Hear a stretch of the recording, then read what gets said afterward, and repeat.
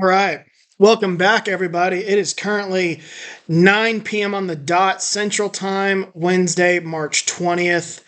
Uh, so, funny story. I actually had a podcast with James on the books over the weekend and ended up falling through due to technical difficulties. And so I promised I'd get, or I didn't promise I'd get James, but I almost got James. But I want to talk about first. I want to talk about some NFL moves, and then I'll discuss uh, March Madness.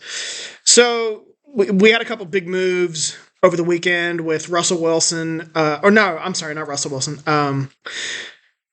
Who is the big quarterback? Justin Fields getting traded to Pittsburgh, and then before that, though, Kenny Pickett traded to Philadelphia. As for Kenny Pickett, it makes too much sense. I mean, these quarterbacks aren't making a whole lot of money. And, the second most valuable position on an NFL roster, you could argue, is a backup quarterback. And Philadelphia, I think has their quarterback in Jalen Hurts. They certainly are paying him like he's their franchise quarterback. Nothing really they can do about it, even though he had a down 2023, but I think he'll bounce back. But they don't really have a backup. And Howie Roseman got aggressive and said, you know what? You don't want Kenny Pickett? I'll take him off your hands. And, so it makes sense for Philly. Like I said, you need a good backup quarterback. It makes sense for Pittsburgh because I think Pittsburgh wanted to move on. And, it just ended very poorly with Pickett in Pittsburgh. He kind of showed his ass, toward the end of last season. And what I mean by that is he, when they switched to Mason Rudolph, like they asked, I think he I don't remember all the specifics, but I know he took issue with being demoted. And there's a video that circled Twitter of a reporter asking him if he learned anything while sitting on the bench. She didn't put it quite that bluntly, and he straight up said no. Just really made an ass of himself. To which I'm like, dude, you haven't done anything to earn that kind of respect from the organization. I guess respect isn't really the right word, but you haven't done anything to earn that. Like it's one thing to be Aaron Rodgers or Tom Brady, when they were the starters, be like, you're going to bench me? Or Eli Manning when they benched him for, was it Geno Smith in 2018 or 19, to where, be like, you're going to bench me? Really? And Kenny Pickett kind of did that. And then, like I said, really showed his ass on the way out, made an ass of himself. I'm saying ass a lot, but, made a fool of himself. And Pittsburgh's a really kind of a no-nonsense, to a point, organization. I think that they do, like Green Bay, they're just old school. They do a really good job of hiding that stuff.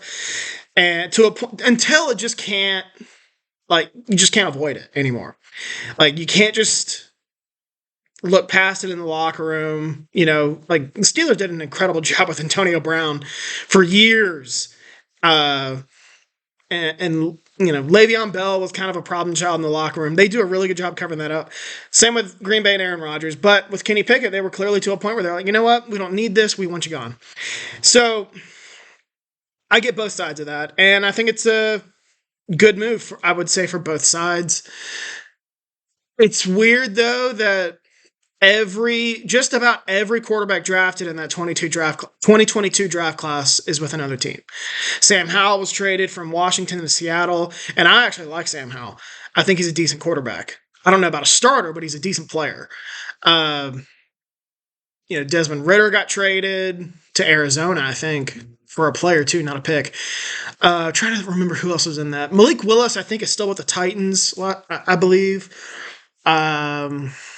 Who else? I don't even think Matt Corral's in the league anymore. I think he got cut and hasn't been on the field since.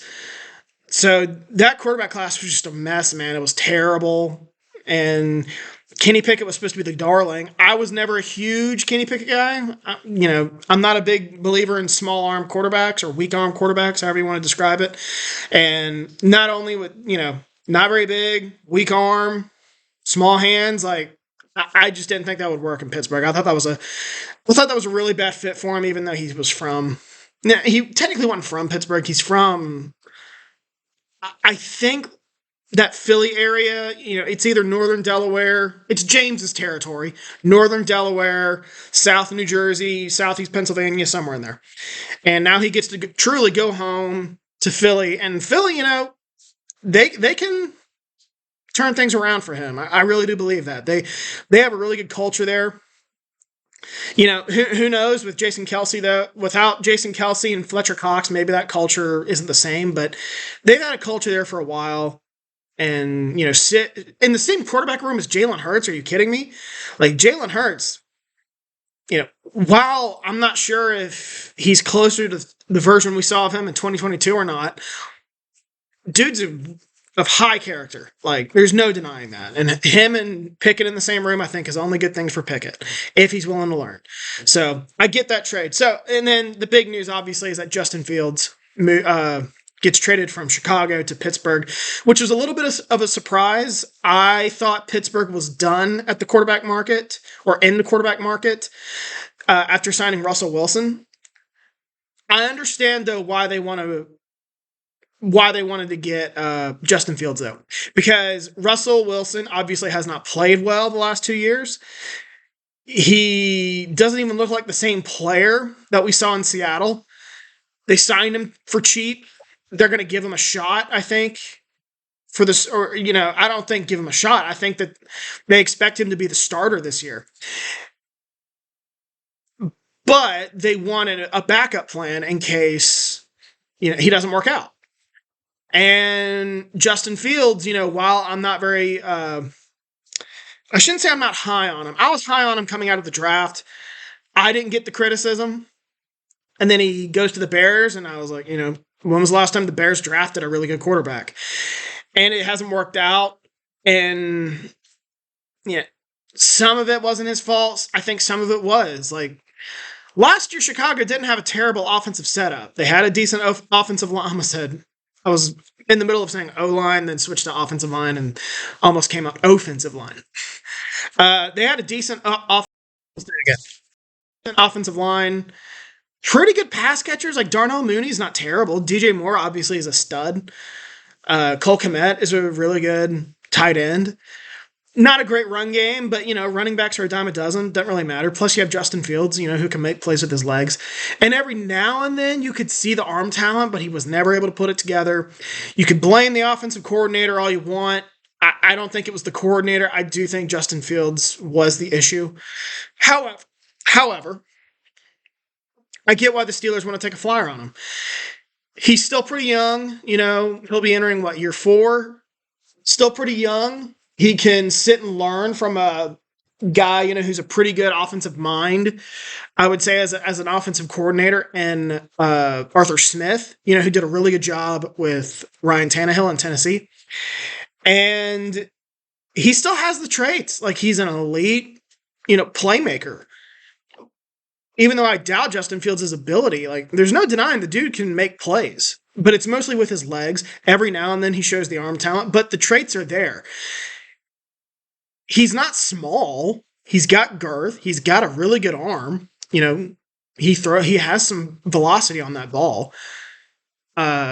Obviously, an elite runner. The traits are there. So can Pittsburgh, mold him to the kind of player that Chicago was hoping he would be? I'm not convinced. I mean, usually the rule is after year 3, like, the quarterback, not just quarterbacks, every player is what they are. Like, that is what they are. And I would even argue after year 2. After year 2, the player is what he is. He's likely not going to develop any, better. If anything, he might regress. And, it's been 3 years with Justin Fields. I don't see him getting any better. Now, I say that, and there are some instances where, everyone's going to point to Josh Allen, but Josh Allen popped in his 3rd year. But there are some instances where a guy pops after year 3. I look at Ryan Tannehill, really popped in Tennessee in, like, his, 7th year, give or take. And I would even argue Aaron Rodgers. Aaron Rodgers took the Jordan Love approach. He sat for 3 years. When he became the starter, he was good. You saw the flashes, but he wasn't the Aaron Rodgers that we've seen, in the last decade. And he really didn't become that. He took over in 2008, and he really didn't become the Aaron Rodgers that we had seen until 2011 when he won MVP. And I would even argue you saw it at the tail end of 2010 when he got a concussion in a game against Detroit. He missed the following week. I think it was at New England. He came back second to last game of the year. And then from there, Green Bay went on a run. They killed the Giants in Lambeau. They beat the Bears in a winner go-home game. And then won 4 straight playoff games, including the Super Bowl. So I would argue that's when you saw Aaron Rodgers become Aaron Rodgers. And that was, his 5th year. Or 6th year. What? 05, 06, 07, 08, 09, 10. His 6th year. So it's not impossible that the Steelers are able to get a second act out of Justin Fields and, change the course of his career. But, like I said, history shows that this isn't going to work. And, what does this mean for the Steelers? I think their quarterback room is in a better position. I think Russell Wilson and Justin Fields are better than Kenny Pickett. And whoever wins that job, I think puts the Steelers in a better position to win. Now, the problem is that they're in a really tough division. And Joe Burrow is going to be healthy this year. So you got to play Cincinnati twice and Baltimore, 2 top 5 teams, I think, in the NFL right now. Oh, and by the way, Cleveland's not bad. Mike Tomlin's a good coach, but it's going to be hard. But I wanted to touch up on that. Wasn't there another quarterback that got moved, and I'm blanking on it? I don't have news articles in front of me. Let me look at ESPN real quick.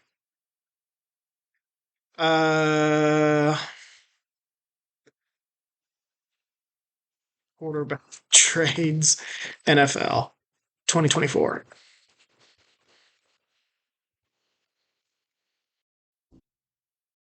Look.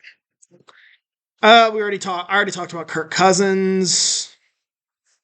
I mean, that's probably what I'm thinking of is that second Vikings trade.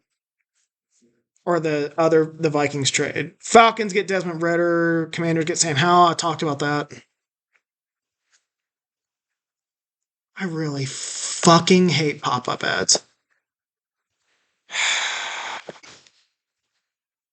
Fucking CBS promoted March Madness. Patriots trade away Mac Jones. Talked about that. Justin Fields. Talk about that. All right, that was it. So I must have been thinking of the Vikings trading that 23rd pick. Or I'm sorry, trading for Houston's 23rd pick and giving up 42 and a couple other picks in the process. So I want to talk about that for a second. There's no doubt in my mind, and it's pretty obvious, if you follow the NFL closely, that means Minnesota's trying to stock up and trade up in the draft. They currently sit at pick 11. And, so they own the 11th and 23rd pick. And, as for Houston, I think that means that, they can find a player that they like at 42, like they would at 23. They clearly don't see much of a difference in value from 23 to 41 or 42 in this draft. I'm not surprised. That's usually the way it goes. Because there are only, even though there are 32 first-round picks, there are rarely ever 32 first-round or 32 players with first-round grades in a draft, and that does matter. Usually it's about 20. And then, picks 21 through 32 are typically players that with second-round grades that, the teams just kind of like and know that won't be there at the back end of round 2. So clearly the Texans think that they can get a player that they like at 42.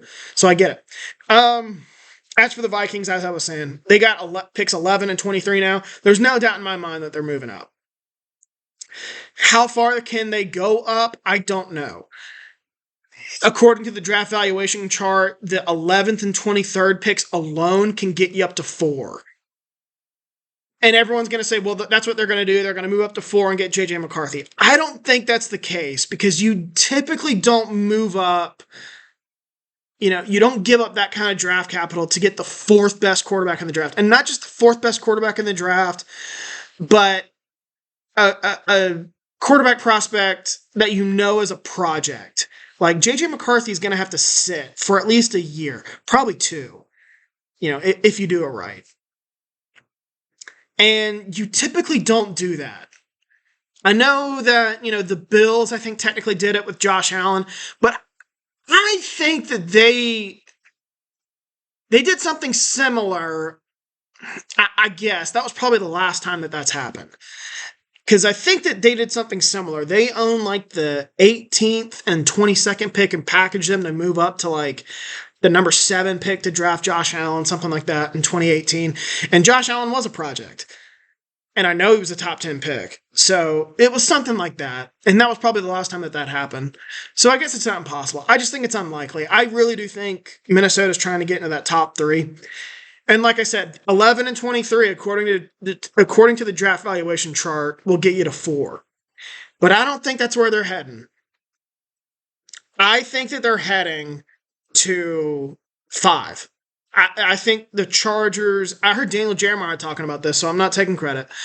Daniel Jeremiah was talking about how I think the Chargers, we've known for weeks, really want to move back. They don't really need the 5th pick. They have their quarterback, even though they just kind of decimated the roster. They're still in a pretty good spot.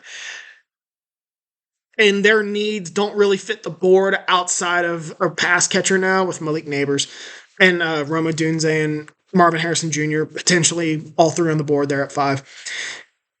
But I still think they want to move back. Taking a pass catcher in the top 5 is not Jim Harbaugh's MO. And unless they're going to take Joe Alt at 5, which is not out of the realm of possibility, I actually think if they keep that pick, that's what's going to happen. I still think that. But, you trade back to 11 and 23, you can do it in, not technically one fell swoop, but like 11, you can get a Troy Fautanu, offensive tackle from Washington. And then at 23, you could potentially get a Brian Thomas Jr., receiver out of LSU. And I think that's what they want to do. So I would keep an eye on that. And, 11 and 23, that'll get you to 5.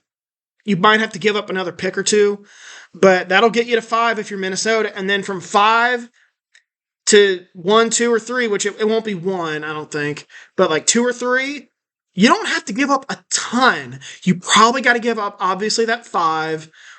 You probably got to give up a 3, but you probably get a second back from one of them. And just in terms of value. And then you probably give up a 1st next year. So it's not like a super duper haul like what the 49ers did a couple years ago when they traded for or traded up to get Trey Lance. It'll be a decent haul, but like nothing too crazy. And I think that's what's going to happen. And like I said, I think Minnesota has their eyes on one of these top 3 quarterbacks. And then J.J. McCarthy, I think, is a safety net.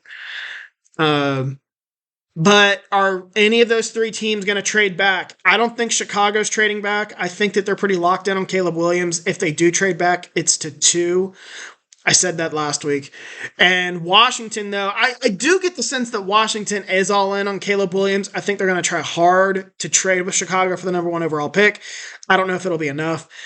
And, if Caleb Williams is off the board by the time they're at 2, I could totally see them being like, you know what? That was the guy we really wanted. Let's trade back to 5. Maybe we get J.J. McCarthy or not Bo Nix. Drake May or somebody. Maybe Jaden Daniels falls, who knows. And we'll just take our chances there. And get some draft capital in the process. And then Minnesota trades up to 2, takes Daniels or May, who knows. And then obviously, like I said, I could see New England trading back. I'm not 100% convinced Chicago wants to draft a quarterback. I'm 100% convinced Washington wants to draft a quarterback in the top 3. I'm not as convinced New England wants to do that. Just the intel has been that they're not sold on these quarterbacks and like they could pull the trigger on a receiver. I don't think that's likely to happen, but like they're just at a point like what are you gonna do at the quarterback position? Trot out Jacoby Brissett? Okay. He's okay. Like he's okay for a bridge quarterback if you want to start him for a couple of games, maybe an entire season, but he's not the long-term answer. Next year's quarterback class doesn't look very promising.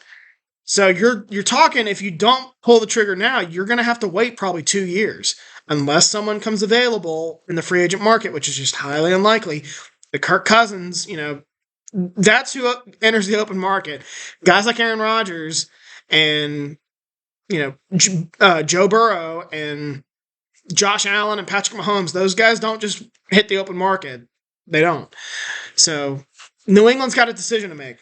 And I'm somewhat confident they're going to take a quarterback, but I'm less confident that they will as opposed to the other teams in the top 10. So that's my NFL free agency talk. We're hitting a dry period right now. I thought we would get some trades, and we did. I'm still not sure we're done with the trades because usually teams that didn't get what they wanted in free agency are going to be like, hey, we'll offer you a 2 or a 3 for, your guy. And it's not impossible. I think the Davante Adams trade was about a week after the new league year started in 2022, if I'm remembering correctly. Let me look. Oh, Davante Adams. He was traded. No, I'm wrong. Oh, wait, no. Yeah, March 14th. So that was probably the new league year. So I'm probably wrong about that. Let's look at 2022. March. Did I say 14th? Yes. That was a Thursday after the new league year, it looks like. No, I'm wrong. Yeah. Okay, so I was wrong. That was before, I think, the new league year, which is usually like middle of the month of March, which would have been March 16th. On a Wednesday. It's always a Wednesday, and it's always in the middle of like that second week of March. So that would have been before.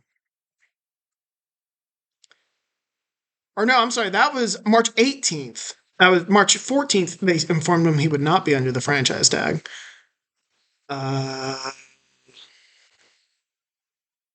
So March 18th, that was still the same week as the new league year.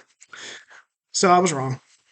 So yeah, we're probably done with trades unless it's draft picks, like a Minnesota moving up to 2 or 3 or to 5 and then to 2 to 3 these next couple weeks. I think everyone's kind of set where they are. They're waiting on the draft, and then we'll see. As there's always a second surge of free agency in May and June. So that's my NFL talk. I would now like to talk some March Madness. I currently have on a first 4 game. I don't know who's winning. I know it's Colorado, Boise State, but I have no idea who's winning. It looks like Boise State has 24. Let's look at what ESPN says. Because right now they're talking to the coach.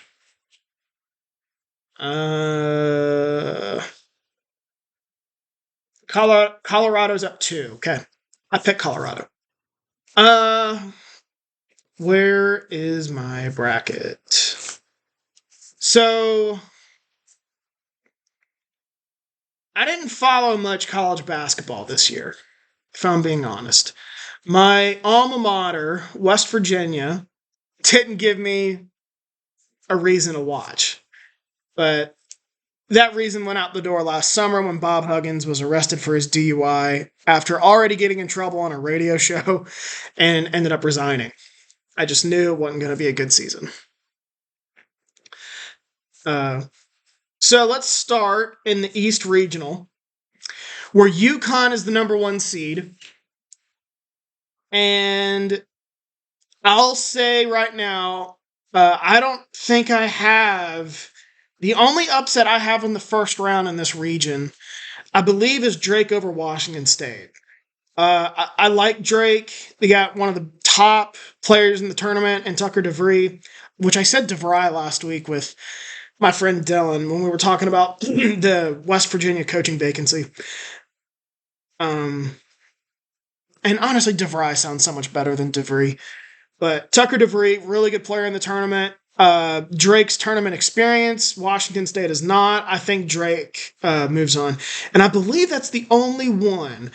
Another one to keep in mind is UAB and San Diego State. I think there's a chance for an upset there. I think Auburn's too good. Everyone's going to hype up Yale. I think Auburn's too good. So moving on, I got UConn and FAU in the round of 32. I got UConn moving on. Auburn and San Diego State. I'm going with Auburn. Auburn's a really good team. I think they're really underseeded. They are a top 4 team according to KenPom, and they're a 4 seed. Like, they are vastly underseeded. I wish Auburn was in another bracket because they remind me so much of UConn last year. UConn was in a similar position last year. They were like a top 3 or 4 team in the country, according to KenPom. They were vastly underseeded as a 4. And, I looked at their numbers. I was like, man, I think this team's going to go on a run. And they did. But I got Auburn moving on to the Sweet 16. I got BYU and I got Illinois over BYU to advance. And then I think Iowa State is going to advance past Drake. Iowa State, not a great offensive team, but a really good defensive team. And then Sweet 16, UConn, Auburn. The winner of this game, should they meet, is probably going to go to the national championship, or at least the Final Four, in my opinion. I think Auburn absolutely has what it takes to win this game. They have the size, they have the talent, they have the depth to take on UConn. The problem is UConn is also really, really good. And I'm going to take UConn. This regional is in Boston. This is going to be in UConn's backyard. It's just going to be It's going to be hard for Auburn. So I'm going with UConn. It'll be a really good game, I think. And then Iowa State, Illinois. I don't feel good about it, but I'm taking Illinois. Iowa State, they always do this. So Iowa State has won 5 Big 12 tournaments since 2000. And especially in the last decade, I think they've won 4. And every single time they do it, they get hyped up come tournament time, and they fall flat on their face time and time again. And I'm just to the point with Iowa State where I think that they're just one of those programs that gets up for the Big 12 tournament and not in, like, the Big 12 tournament is their national championship almost. Kansas City's not far from Iowa State. Like, Kansas City, the Big 12 tournament is dominated by Kansas and Iowa State. And Kansas is always focused on national championships. I'm not sure Iowa State is. They always fall on their face in the tournament. Of the 5 times they've won the Big 12 tournament, they have made it after winning the Big 12 tournament, they have made it past the Sweet 16 and the NCAA tournament the following weeks 1 time. So 1 in 5 of those times they won the Big 12 tournament did they advance past the Sweet 16.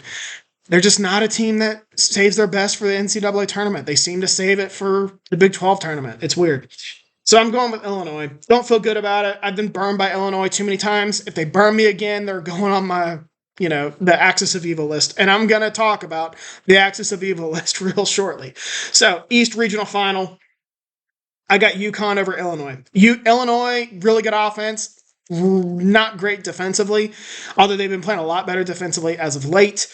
But I still like UConn. They got too much depth, too much talent, too much size. So West Regional. I got a couple upsets in the first round of this regional. I got Grand Canyon over St. Mary's. I don't know why. I just never trust St. Mary's in the tournament. And then I got New Mexico over Clemson. Clemson hasn't played well the last couple of weeks. New Mexico's hot. And I actually think New Mexico's a favorite in this game. Could be wrong about that. So I'm going with the Lobos. And then I got Nevada over Dayton. Dayton, pretty good team, but they have to travel, even though they're the higher seed, all the way across the country to Salt Lake City, which, that's nothing for Nevada. I think altitude could be a factor. And again, I think Nevada's favored in this game, so I'm going with Nevada. So, round of 32, I got North Carolina and I did take Michigan State over Mississippi State. Tom Izzo is money in the tournament. I don't bet against him, especially in the first round. I think he's won like 65% of his games in the first round, or something like that. So, I got North Carolina and Michigan State. I think this is going to be a tough game, but I like North Carolina to advance.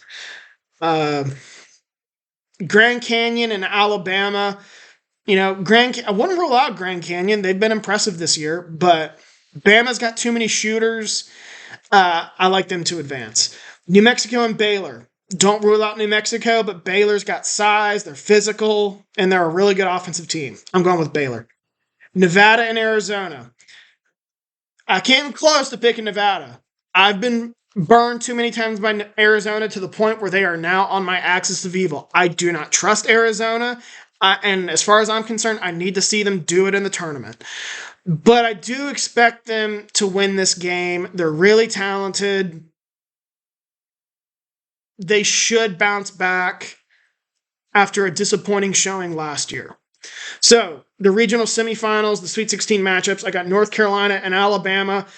Alabama doesn't play defense. North Carolina is a good, not great offensive team. I like the Tar Heels to advance. Baylor and Arizona. Don't feel good about it, but I'm going Baylor. Just, again, I don't trust Arizona. And with almost a full week to prepare, I'm going to give the advantage to Scott Drew. Better coach. So, Elite Eight matchup, I got North Carolina and Baylor, and I will go with North Carolina. Baylor is good, not great defensively. Little inconsistent. North Carolina is a great defensive team and a pretty good offensive team. And North Carolina just... It's not that I like them that much. I think they're the weakest one seed this year. But when I pick them to go deep, I'm just going to say they usually don't let me down. Usually. They have done it. All right, so going up to the top right, the South Regional. What are my upsets? I got A&M over Nebraska. And that's it. That's all I got. So round of 32 matchups. I got Houston and A&M. This is going to be a really tough game for Houston. A&M is a really good rebounding team. They're hot right now. Buzz Williams is a good coach, I think. But Houston has too much talent. They are well coached, even though I don't think Kelvin Sampson is one of the top coaches in the country, but they have a ton of talent. They got a ton of depth. They're really good defensively.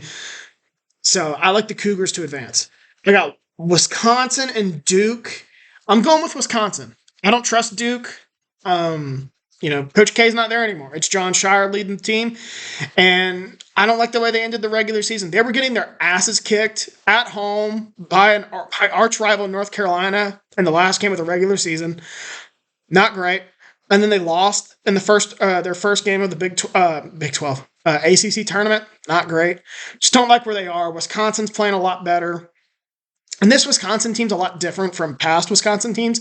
They can make shots, but they're not great defensively. Usually it's the other way around. But I like them to get by Duke. I got Texas Tech and Kentucky. This is my big upset of the round of 32. I'm going with Texas Tech over Kentucky. Kentucky's also on my axis of evil. I don't trust Kentucky. They haven't made it past the round of 32 since 2019. That was 5 years ago. I think this program has cooled on Calipari. They're really not a good defensive team. They're a really good offensive team, but they don't guard to save their lives. And Texas Tech is good offensively and defensively. I think Grant McCasland is an up-and-coming coach, or an ascending coach, I should say. I'm going with the upset. Give me the Red Raiders. Don't feel good about it at all. And then I got Florida and Marquette. Again, I went a little crazy here. I'm going Florida over Marquette. Marquette, do you know the last time Shaka Smart hasn't been past the round of 30, do you know the last time Shaka Smart got past the round of 32? It was 2011 when he took VCU to the Final Four. Since then, he's made the tournament however many times. He has never gotten past the round of 32 since then. I don't trust Shaka Smart. Doesn't matter that he coaches UConn. I would say the same thing if he were at Texas. I don't trust him. I'm going Florida. Florida, really good offensive team. I think they can score points on Marquette's defense.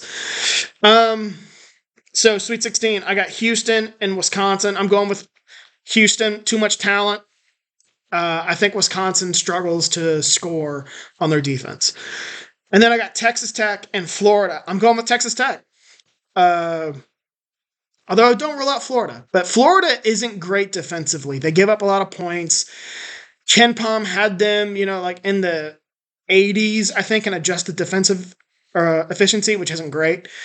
Texas Tech is the better overall team, I think. In terms of metrics. So I'm going with Texas Tech.